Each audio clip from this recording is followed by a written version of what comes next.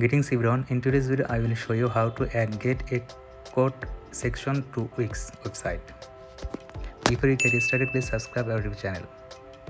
So first of all, open your Chrome browser and log into your Wix website first of all. So once you are here, you have to go to your dashboard or homepage and click on this edit site. Once you have clicked this, it will take you to the editor.wix.com where you can edit your website, and it will take about few seconds depending on your internet.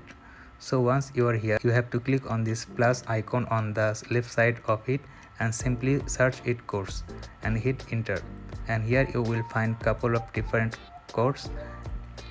Here you have to go for the first one here. So once it load up, you have to click and add to site, and it will add to your site of course, and you can also customize it whatever you like, which suits your business best.